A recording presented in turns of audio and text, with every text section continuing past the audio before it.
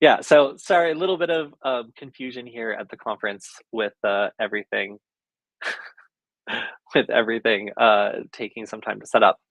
All right, so more stuff to talk about at the conference, and also I'm going to make sure that I have up our YouTube channel. So we also got some questions, and I wanted to shout out of this video that I did a while ago. Apparently, people really like this video. This was us reacting to just like hacking videos and talking about like where they were accurate, where they were confusing, like where like we thought they were dramatized. This has like 50,000 views. So it's as though every one of our 50,000 subscribers watch this video at some point. So it's also like an hour long. So I was kind of shocked, as you can see from my facial expression, by how many people ended up liking this video. So maybe we will do another video like this at some point because a lot of the comments that I was seeing are still coming in. There's 95 comments on this, and some of it is mean, and some of it is not mean. So yeah, a lot of people are just like, you should watch the show. The other thing also is we got so many content strikes for this. We almost weren't able to go live because this was such a pain, you guys. We got relentlessly content striked for having these clips, even though they were super short and we were obviously like adding value to them. There's just like an automatic button where you can just like mash that button, and people will hire companies that just like automatically mash that button and then take forever to get back to you on the content strike. So it was super tedious for us to make these, but I'm glad that you guys like them because they were a lot of fun to make. It was just not a lot of fun to upload and have on YouTube. Um, okay, so I'm hoping that perhaps with me fixing the stream destination, we are now live on Security Forward. I think that we are also live on Varonis and everything else. Ah, yes, we are now streaming. Okay, cool. Thank you for letting me know, by the way, because it looks like we were live on Redia, but not, and also on LinkedIn, but not on Security Forward. But anyway, so to reiterate, if you're just getting here because of Security Forward, hello. Also, make sure to check out all the great stickers that are available at Black Hat. In particular, Ronis has the really nice hollow ones that are also vinyl and like cut and very nice. The Threat Labs are very cool. CISA is being very giving with their stickers. They have a lot of different designs, some of which are really crazy. So yes, a very sticker friendly conference so far, and also a CTF. So I can't go too much into the Verona CTF, even though I really want to, just because I haven't played it yet. But basically, our where are they? Um, ah, here we go. Our Veronis Threat Lab researchers, sorry, that was an awkward transition, um, are really focused on like Salesforce and like finding ways of getting into data that you shouldn't be able to get into. And these are often like misconfigurations or other things that like are just done in the course of using cloud products.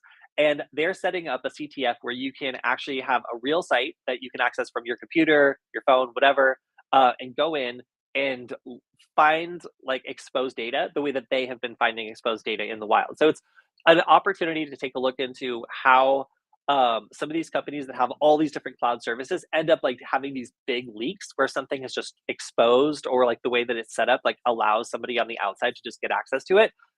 There are prizes for it, and I believe it is relatively easy to play. So I think that I'm going to do a video just on like playing it and maybe upload that to the channel. Let me know if you want that because I really want to do that. And they're using Burp Suite, which is a paid product, and they're like, yeah, you can just do it free with the free version. I'm like, I'm not brute forcing anything with the free version of this. Like that sounds awful. So yeah, like it does. No, I'm not going to do that. But I will use OWASP Zap and then show you guys how to do it too. So you can play. There's 3 different levels to the CTF. I'm going to do the first one, which is the one that's easiest and basically is like a giveaway. The other 2 are for you guys to figure out. And if you do figure it out, you can come by the Veronis booth and get, I believe, one of these shirts, which are cool. Yeah, I like them. Anyway, so what else is going to happen at the Black Hat booth? So I am going to do another stream on Friday, but I think I'm going to be doing that one from DEF CON, which is going to be cool and fun. And yeah, okay, so other questions. Hello, everyone. Any steganography with the stickers? So far, um, maybe there's something hidden in the CISA. I'm not sure. I feel like maybe the position of the traces or something. Maybe there's binary in there. I don't know. So maybe, maybe so far. Um, I haven't seen anything yet to make me suspect it, but I would love to see some, like, hidden QR codes where you have to hit it with a certain, like, color of light, and then you can scan, like, the QR code because it, like, emerges from the interference. Like, something like that would be, like, really cool. I kinda like yeah, now I wanna start, like, shining a light with different colors on, like, on the stickers I get and, like, see if anything interesting emerges. Ugh, also, you guys, my back hurts so bad already. Just hauling around this heavy bag full of like batteries and laptops and computers and whatever, just it sucks. Like this is going to be one of the worst weeks for my back of all time. Um, let's see. Do OMG cables work with adapters? So I got a USB-C OMG cable and a lightning adapter. Will it work on iPhones? Typically, when I've used those before, the active end, as it were called, like, has to be facing, like, directly and, like, plugged directly into the computer. So you can have adapter after it, but not before it. I don't really use, OMG products, so I couldn't really tell you for sure. I'm sorry. I would say, like, I wouldn't be surprised if there were issues with it, because I'm not sure if it's gonna be able to translate its little magic through an adapter reliably. But, it's one of those things where you'd have to experiment and try. Sorry. As I said, I don't really use them, so I couldn't be the authority on that. Any more videos on the ESP8266? Yes, we will do more videos on the ESP8266. This puny little Wi-Fi chip has been around, it feels like forever now, but it's still kicking, and there's lots of stuff it can still do. So, we are gonna be selling a bunch of them at, DEF CON, at the Hacker Warehouse booth, and there's all sorts of cool stuff you can do with these little chips. Of course, like, we've moved on for some of our, like, flagship stuff now to, the ESP32, S2 and S3. But even though those are more powerful, they still aren't as good at hacking Wi-Fi. So even though I eventually want to just be making educational tools that are focused on the ESP32, like S2 or S3, it still makes sense to have like plugins or add-ons that use the ESP8266 because it's so good for Wi-Fi hacking and metadata analysis. Basically, if you're doing things like war driving and stuff like that, it's really really good for that. Um, so I also want to show off a little bit of a preview, I guess we'll call it, for what I'm going to be working on DEF CON. So I already mentioned the Meow Mixer badges. These are like beginner soldering badges where when you, let me hold it up, when you turn the knobs, it adjusts the color and you can make it turn to any color you want. Let's make it purple, I guess. It's kind of hard to see on screen. Yes. Anyway, yeah. Yeah, okay, well, that was green. Um, there's red. So, we're going to be giving these away or selling these as a kit. So that means you are responsible for, like, actually putting them together. And there's lots of things that could go wrong. But they're super cute, and there is this new village called, or at least I hope it's still there this year, called the, like, Soldering Skills Village, and basically what happened is, like, lots of people ended up selling beginning soldering kits and, went and tried to go to the hardware hacking village, and they were like, no, stop. Like you're taking all of our soldering irons and like you don't what's going on? Like why do you not know how to solder? So they created this new thing called the Soldering Skills Village, which is supposed to teach people how to like solder their first badge and stuff like that. So that would kind of be the idea for that sort of thing. Um so all right, so the other thing that I'm working on is laser tag. So if you've ever played laser tag before, it's pretty simple. You run around, you zap people, try not to get zapped, and you're usually on a team. So I decided, I've been part of projects before that do something kind of similar with electronics, but there were some limitations. Like for example, there was no screen. It was made on a shoestring budget, like really, really, really small budget, but it was still a lot of fun. So what if I could make kind of a laser tag game that also had additional elements like power ups or like things that would make it more fun. So, um, very, very rough prototype. We're still finalizing the art and everything else. So, unfortunately, the art is not done yet. But the actual hardware design is done. And this is something where it's a little cat with a paw for a transmitter and a paw for a receiver, and a tail which tells you what team it is. So this one is on the blue team. Then over here, I have one that is on the green team. And if you press the button, then it will shoot, and it will basically blast out of its paw at the other badges that are near it. So let's see. So we have the blue team and the green team. Let's see if I can switch the green team. So I'm going to shoot at this badge and see if I can turn it blue. There we go. All right. Now they are both on the blue team. So they also have like this little health bar at the bottom, and you can see that this one now has two hearts, two lives. So this one can get shot by a different team color once and just kind of like blink and like like take a moment. Uh, and then it would have to get shot a second time in order to get converted to another color because the health like regenerates slowly over time. So we're gonna have like big excited cat faces on them, and you guys, we made like 100 of them, maybe more. All of my friends working together at Null Space Labs over the last week or so put them together, put these batteries on the back, made the art for this project, made the software for this project, like tested out the functionality. It was crazy. It was wild. So we really put a lot of energy and effort into this little game. I hope that you see it at DEF CON, and that if you do manage to grab one, that you enjoy it. There's some secrets, some puzzles you can figure out in order to get special power-ups as well. So it will be a lot of fun, provided something doesn't break. I haven't talked about it until pretty recently, mostly because if anything were to go wrong, I don't want it to spoil everything. And oh yeah, I was in like super tiny mode when I did that. Let me show you one more time. So I'm gonna unplug this and plug it back in. Still blue. Okay, cool. So the way this works also is this is just an add-on board. Oh, and look, the tail stays on even when it's unplugged, which I think is pretty cool. So, all right, I'm gonna plug this back in. Now it's on the red team. Okay, so we've got the red team, and then we've got the blue team. So this one has two health bars. So I'm gonna shoot the blue team from the red team.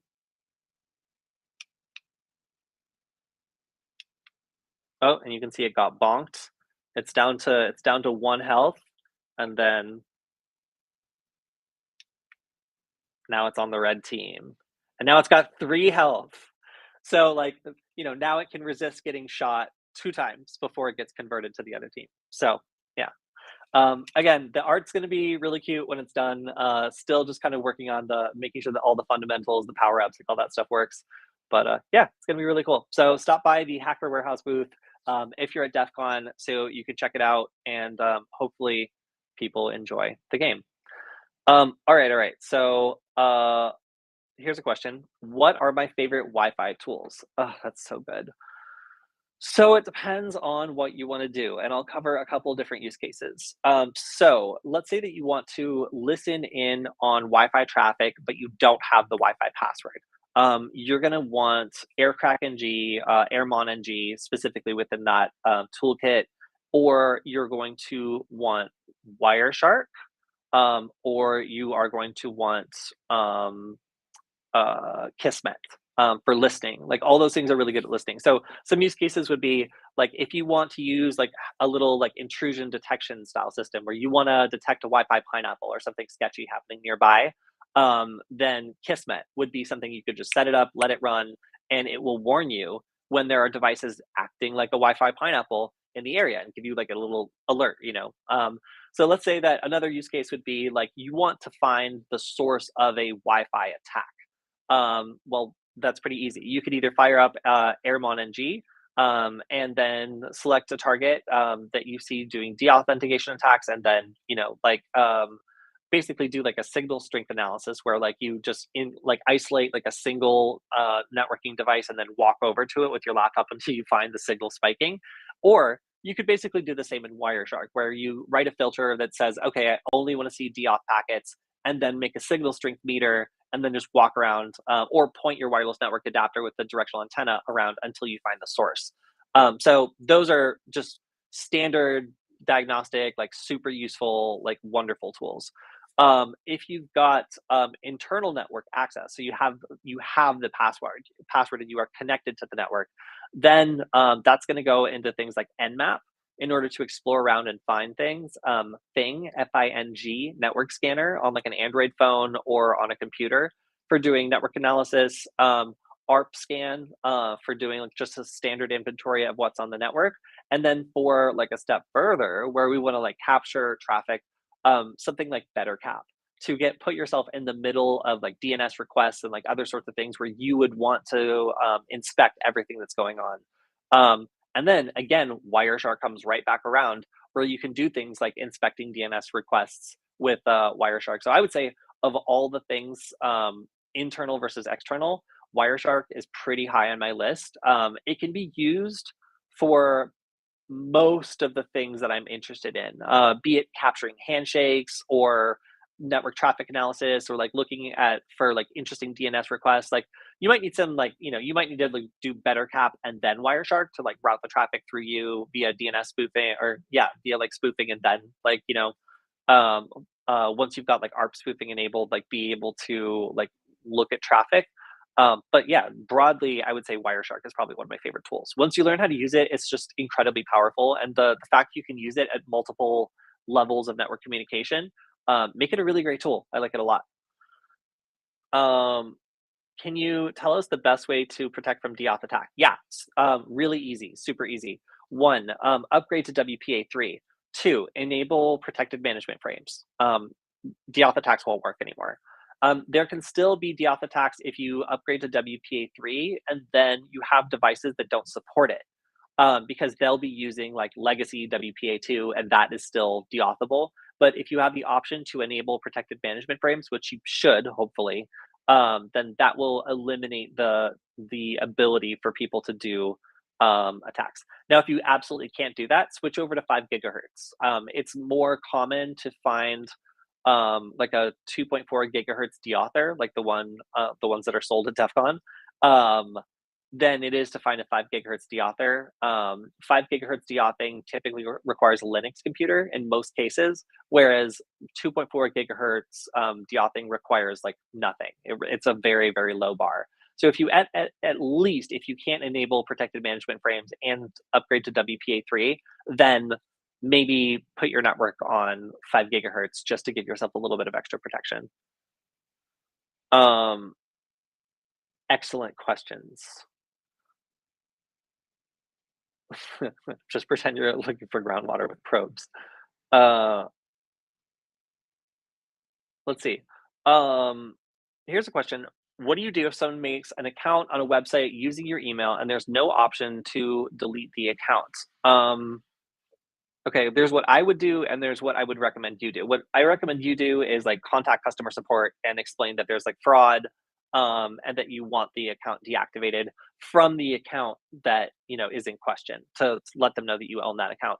What I would do personally, maybe in theory, you could probably reset the password for the account back to your email. And at that point, it's your account, do whatever you want with it. It's yours. Um, Okay. Anyway, that is not advice, by the way. That's just something you could do. All right.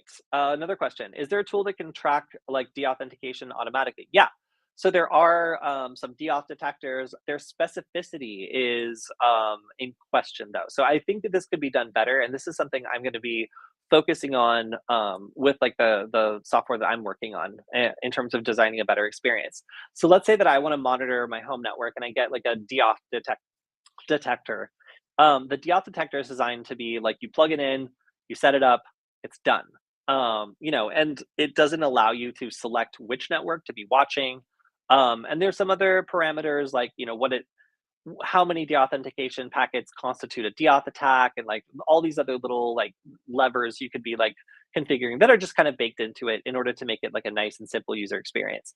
The problem is like you could have someone down the street with the router that's deauth heavy. It likes to deauth. Like and there are some routers that do this. Like they aggressively defend their perimeter, or they kick devices off like quite aggressively and use a lot of packets that trigger a deauth detector constantly. So the deauthentication could be unrelated. It could be not that excessive, and it could be, against a networking device down the street, and you would still get these alerts with like the standard deauth detector. So I feel like this could be done better, honestly. But there are tools that would allow you to do this. My tweaks on them would be I would have it do a scan and then allow you to select a network to watch or to guard, rather than just listening for any deauthentication attacks anywhere, and maybe even let you select like how many deauthentication attempts like constitutes a deauth attack. Um, all right. So another comment is 5 gigahertz is more directional too. Yes. So I do a lot of like just war driving and like trying to find out how far Wi-Fi signals go, and we did some pretty comprehensive tests where we were checking for 2.4 and 5 gigahertz Wi-Fi networks. And actually, I didn't directly compare 2.4 versus 5 when I was doing the sampling. We went up to the Hollywood sign and like held an antenna and scanned it around, and we were able to get up to 5 miles with 2.4 gigahertz, but none of our furthest networks were 5 gigahertz networks. They seem to be like more directional and have less like spillage. So yeah, one thing I constantly tell people is to turn down the power of your Wi-Fi to about where you need it, if you don't want people being able to like interact with your Wi-Fi network potentially from a pretty far distance away. Um, Another question: is the Wi-Fi nugget still available? Yes. Oh my gosh, yes. So many hands have come together to make a lot of these for DEF CON. So we actually don't have that many. We have like 100 or so that we have at DEF CON. We have a lot of USB nuggets as well, but don't despair. If you get a USB nugget, we actually have an add-on which we've created, tested, and it's just not going to be ready in time for DEF CON, but it will be ready in the weeks after, like an add-on that you slap on the back of the USB nugget that turns it into a Wi-Fi nugget and more. So very cool, and looking forward to that. Also, these add-ons for the USB nugget allow you to control infrared. So it's got a LiPo battery, so it can be charged. A lot of people last year were like, "Why doesn't it have a battery?" And we're like, "Because it's like a USB rubber ducky with like a screen and like a web interface. Like it's not supposed to be like, what is it like? Why would it have a battery? It doesn't make sense. It has to be plugged into something to work." And people are like, "All right, fine," and they accepted it, but they didn't like it. So you know what? This is a full LiPo shield that allows you to charge the battery. You can work on it however you want. You can connect to it over your like Wi-Fi. So it is pretty cool. Plus the ability to control infrared kind of turns it, so the way that I chose to set up the way that it shoots, like instead of having it like, you're looking at it and it's shooting behind you, I figured that, you would face it this way and then raise it up and then sight right between the ears and then press the button in order to control stuff. So there will be an update to be able to take infrared codes for TVs and air conditioners and all that stuff and like scroll through them and then, control them by like that. So yes. Um yes, LiPo is rechargeable too. Yes, this LiPo is rechargeable. So we also, when we originally made this, we realized that there's some pins on the back that could potentially puncture the LiPo battery. So we had to go through and individually wrap um, 200 LiPo batteries with foam, and then add foam tape and like make sure, like do a test to make sure that like even if you were to clutch your chest very quickly or like bang it against something, that it wouldn't puncture the back and cause a fire. So it's been a lot of testing. Hopefully you see them at the conference, and yeah, hopefully you enjoy them. Um, yeah. So, all right. Here's a question. Is there any way to attack less aggressively? Could you please explain again?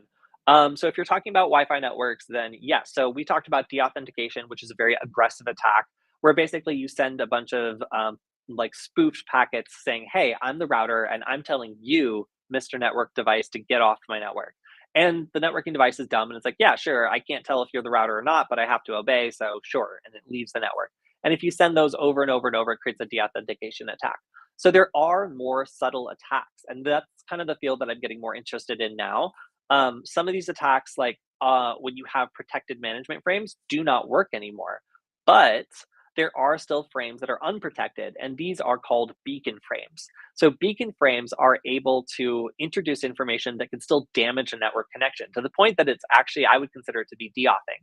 Now, some examples are an attacker can send beacon frames that say, hey, I'm the network you're connected to, and these are the rules, but make one of the rules something really silly, like you are only allowed to transmit at this maximum power, but that maximum power level is like too weak to even be like heard by any other networking devices.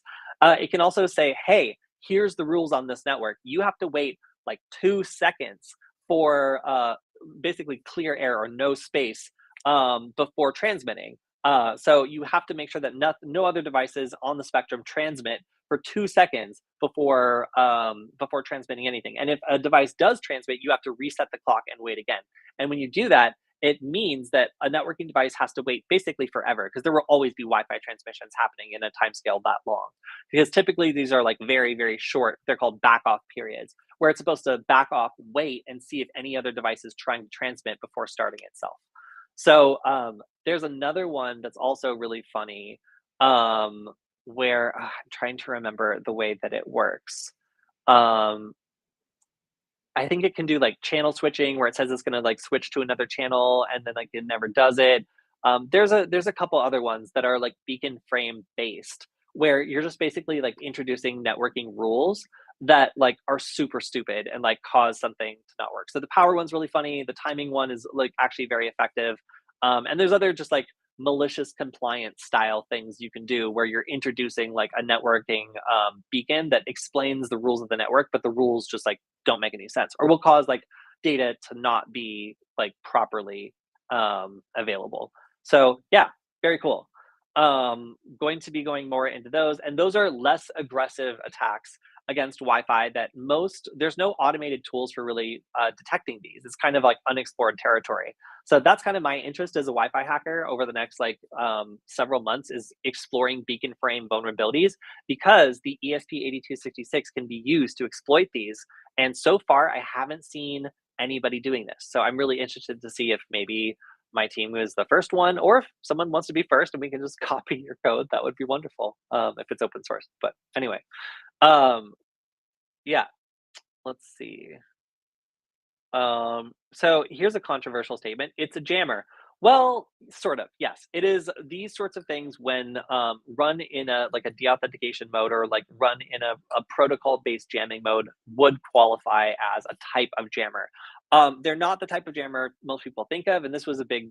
We had this debate on the last show talking about whether or not like a deauthenticator is a jammer. My opinion is yes, it's a protocol-based jammer, but no, it's not the kind that the FCC gets mad about. Like when you're doing it against your own devices, because unlike like noise-based jammers that jam everything at a radius, these sorts of jammers can be targeted at one specific device on a network and not affect anything else because they're protocol-based jammers and they're not relying on these other jamming mechanisms that are more disruptive to other networking traffic. So these are generally okay, provided they're targeted and they're only going after a certain network. And that network is something you have permission to do. So yes, it's a jammer. No, it's not the kind of jammer that most people are thinking about. But when we talk about jammers, there's lots of really stupid jammers out there that are really funny and interesting. Like there's jammers that like will just start screaming, but like only when you're transmitting. So it like blocks out the last of what you say by just like instantly starting to like squeal on that frequent. Like there's all sorts of things that like cut up transmissions or go over transmissions or like interrupt transmissions in novel or stupid ways. It's like there's lots of stuff out there aside from like the kinds of jammers you might honestly expect. So yeah, super interesting. And I've seen Wi-Fi network adapters be modified to act as those sorts of electronic warfare jammers, and it's quite interesting. But yeah, kind of a term that requires a little bit of digging into to understand. Um, um, do I have a link for my website? So, all right. So funny story.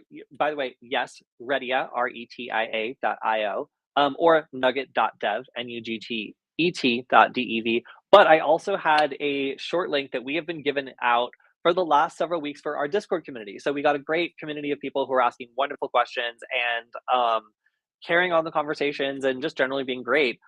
And like the link went down and nobody could figure out why. Some people were complaining like, "Oh my gosh, it was so hard to get into the Discord community." And I was like, "What happened?" So I took a look and it was flagged. Someone apparently either included the link in a spam email or like some or just reported it as spam. And as a result, the short link that we were using to invite people to our Discord community got flagged for spam and disabled. So now I have like an hour of paperwork I have to do in order to get it put back up. So funny, yeah, funny story. But yes, if you go to nugget.dev, that's a great way to get started. Whether you have a nugget or if you want to get one, that has been our hub, and hopefully it doesn't get taken down. But yeah, the nugget.lol site that I was using to send people to our Discord community, at least has been temporarily disabled. So yeah, I didn't even know that like if you just like flag things to certain third party, like really like Craigslist looking, like spam lists, like it causes like a week of downtime because these agencies are really slow and they don't get back to you like on any reasonable time scale. So yeah, it's crazy. Oh, well, thank you very much. I'm glad you like it. We're going to be doing even more content on kind of like the null byte style stuff, like teaching more specific like how to's, and yeah, looking forward to doing more stuff kind of like null byte in the future. So glad you liked it. All right, so we're almost out of time. If anybody in the audience has any suggestions for things you want me to check out at Black Hat that I haven't already mentioned, like obviously I'm going to be doing the Verona CTF, so I'll report back on that. But any great talks you want me to go to, or anything that you've seen that is not Patrick Wardle, because I'm already interested in all of his talks, let me know. I still have a lot of the conference to explore. I have to go bother the press people because they didn't give me a press badge this year. I just have a regular one. Oh, I guess I still have this one. That's unique. Um, but yeah, so I have a lot to check out. I think honestly, my next stop is going to be to get food. And then after that, to go to Black Hat Arsenal because there's a lot of really great things there. And I generally just enjoy seeing all the new like offensive and defensive software that people are like demoing. So yeah, I should be able to come back with some highlights from Black Hat Arsenal and hopefully be less hungry in the next stream. Go sticker hunting. Yeah, that's what I'm gonna do. I'm gonna go and I'm gonna find the NSA, I'm gonna find the FBI, and I'm gonna see what their position on stickers is and how many they will give me before they tell me to stop. And also, if I can just keep going and if they do anything, I guess we'll find out. So yeah, I will get back to you about the state of federal stickers. Um, I ignored your question. What was your question? Person. Let's see. Since computers just run instructions, is it theoretically possible to tell it to ignore everything it's been previously told and listen to your command instead? Like, you're talking about like AI escapes, and you should check out the Gandalf AI CTF because that's kind of going to be more your speed. Because in that case, the answer is literally yes. Like you can just tell it to ignore everything it's been told and use escapes. Escapes don't work as well on explicit programming, but they do sometimes. Like theoretically, yes. Like you could tell a computer to ignore what it had been previously doing and tell it to do something else. Like that's not a leap. But it actually worked more with like Chat GPT style systems more directly. Um, any specific projects using the Raspberry Pi that I would suggest? I really like doing Wi-Fi hacking tools with the Raspberry Pi. It's generally just fast enough to do everything except cracking, and even then, it can do some light cracking. Most of the Raspberry Pis are able to put their internal wireless network adapter into monitor mode and do things like handshake grabbing and stuff. So they tend to be really great for that. Aside from that, if you have a 3D printer, then Octoprint is amazing. It completely makes having a 3D printer like worth it and fun. Whereas before it's like a little bit tedious and sometimes not very fun. So I would say those would be at the top of my list, along with stuff like Wireshark and BetterCap on a Raspberry Pi are some great projects. Yeah, see, I didn't ignore your question anymore. All right, cool. Um, let's see. Take a lot of pictures of Black Hat. Yes, I might even do a walkthrough stream. I'm still thinking about it. I did a TikTok stream at the RSA conference, but I gave everybody like cat ears and like was making them like sparkle, and it didn't look very professional. So I might do it again. We'll see. If there's any filters you would recommend on TikTok, please let me know. Um, I haven't. So questions about the Flipper upgrade. I haven't really gotten to use their apps too much because I have been out of here. I've been doing all sorts of things. Where's my Flipper? Did I thought I hope I where is my Flipper? All right, well, I have to track down my Flipper to make sure it hasn't gone absconded by any of my friends. A Rubik's Cube, but that's not a Flipper. But Flipper Zero launched their apps. The apps seem pretty cool. I've installed a couple of them. I accuse people for no reason. So let's see. Yeah, so Flipper now has applications. Once you install them, I don't really know how you're supposed to find them. I guess they just get automatically sorted into categories.